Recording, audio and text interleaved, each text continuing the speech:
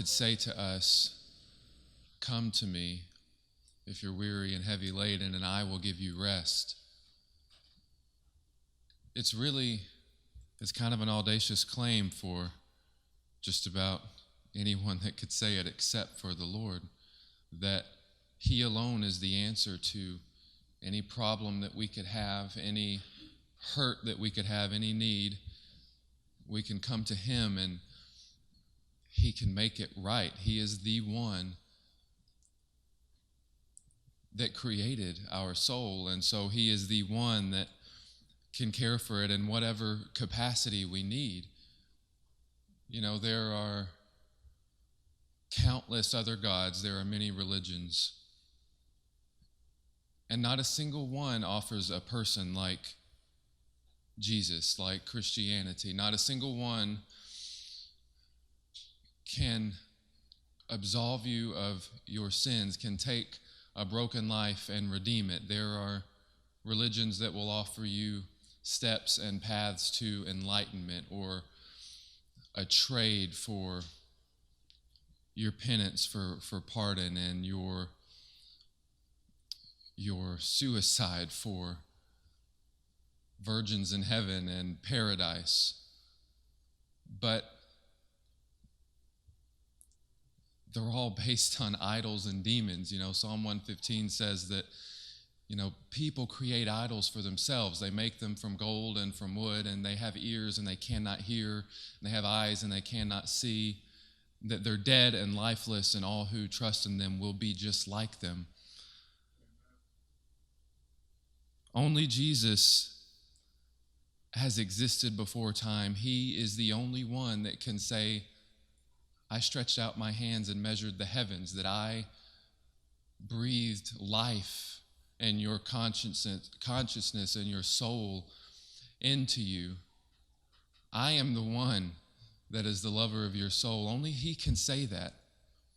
And when we trampled on that and we rebelled against Him, He was the only one that could come and truly live a blameless life and offer His righteousness on our behalf and redeem us from death that we earned. He's the only one that could come and take the keys of death and Hades from the devil, that He could die and defeat death and rise victorious and extend that gift to us, that grace to us. And so He is the only one that is worthy of worship. It's a blasphemous thing that anyone could ever have the pride to say that they've created a God that has their own path, that there's many paths to God, that you can essentially do whatever you want and follow your heart and rise to that level. It's staggering to think that anyone could have the pride, the audacity to think that you're powerful enough to make your own way, to follow your own journey and end up before the throne of God. It's satanic. Turn to Revelation chapter 5.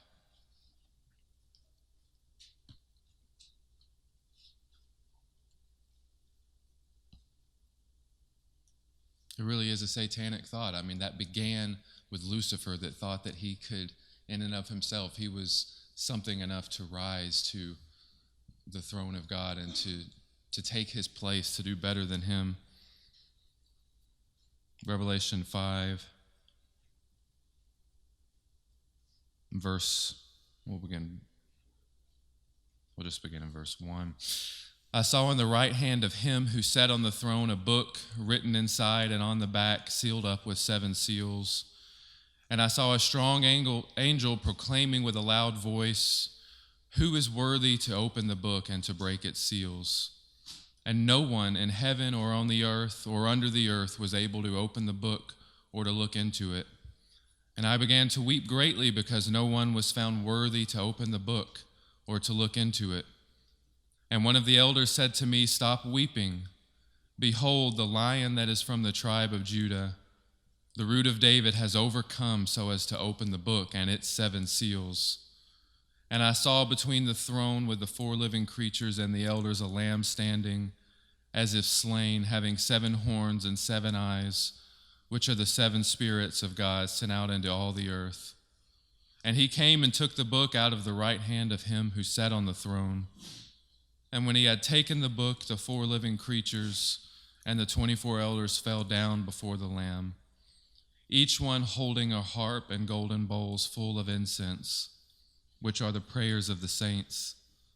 And they sang a new song, saying, "Worthy are you to take the book and to break its seals, for you were slain and purchased for God with your blood men from every tribe and tongue and people and nation, and you have made them to be a kingdom and priests to our God, and they will reign upon the earth."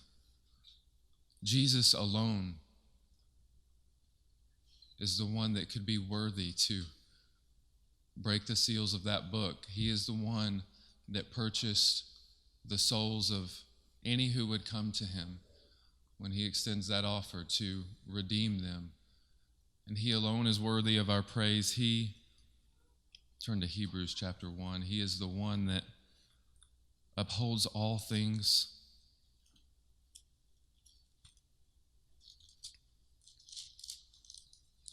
Hebrews 1 and verse 1. God, after he spoke long ago to the fathers and the prophets in many portions and in many ways, in these last days he has spoken to us in his Son, whom he appointed heir of all things, through whom also he made the world.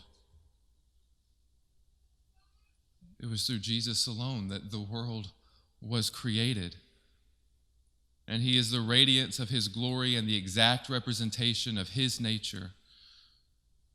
And he upholds all things by the word of his power.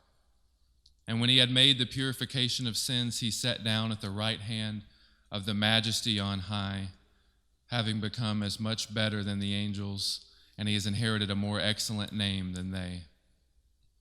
And it's to that Jesus that we have the opportunity to come when we're weary and heavy laden. He's the only one that can minister to your soul the way you need. You know, we have loved ones and people in our life and brethren that show up and minister to us, sometimes in a way that, you know, is just so fitting and uplifting. But even when that's the case, I mean, don't you just feel the Lord giving you what you need through that person? Like, it's not something that we love each other well enough, perfect enough to know what each other needs. I mean, if you're in a dark place and you know, someone speaks something to you that is helpful and shines some light or says exactly the right thing, anytime that's ever happened to me, when it really ministers to your soul, like you feel your Father speaking to you in that moment. So even, you know, as the blessing that we can be to one another, it's the Lord that works through us, and He alone.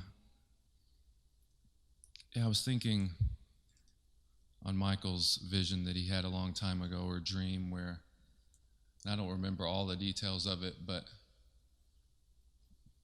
where he's bearing up under a heavy cross, and it's a treacherous road, and then you're struggling and falling under the weight of it, and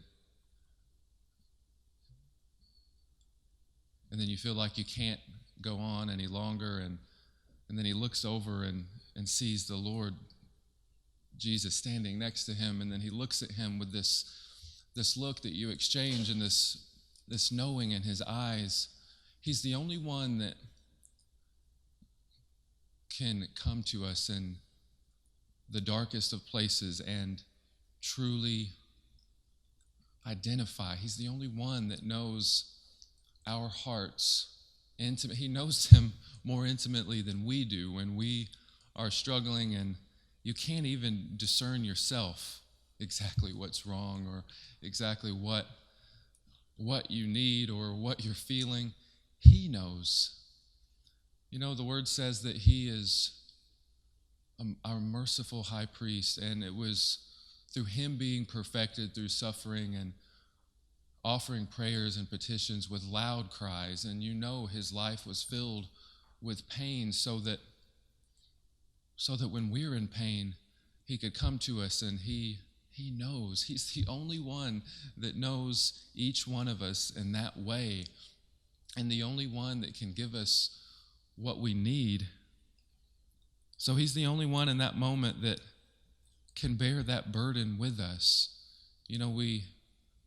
We've heard it said before many times that we have to be willing to stand alone, that if everyone else were to leave, if there were no one else here, we would have to be willing to endure whatever it is the Lord asks of us if it's just us standing.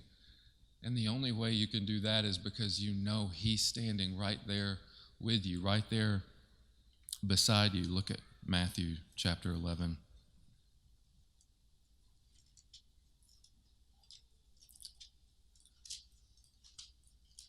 I was really just remarking this week at how the devil can attack. I believe it was this week, very recently, that Pastor just posted that, a saint is at his most vulnerable moment right after a victory.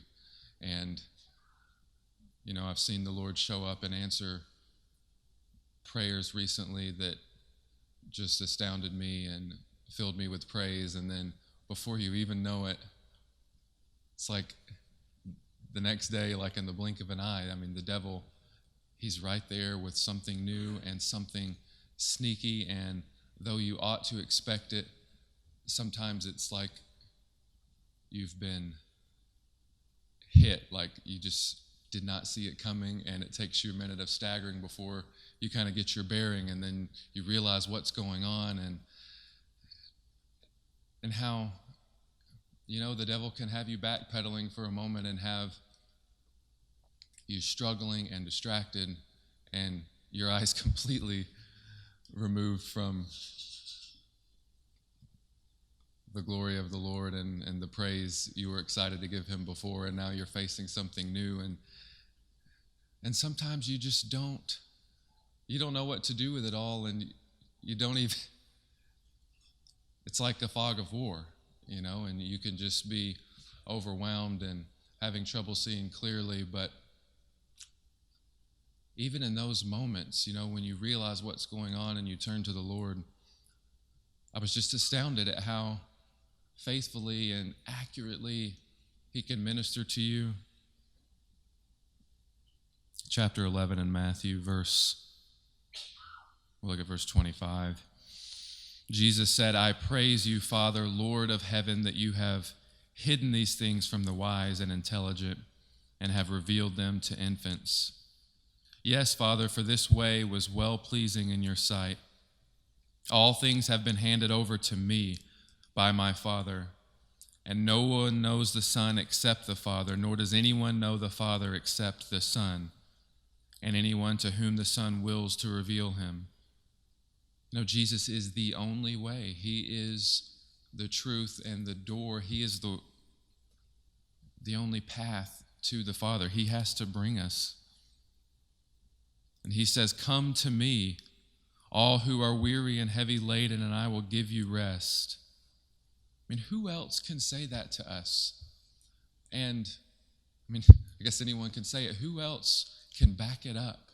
Who else can say that if you take my yoke upon you and learn from me, I am gentle and humble in heart, and you will find rest for your souls. My yoke is easy and my burden is light.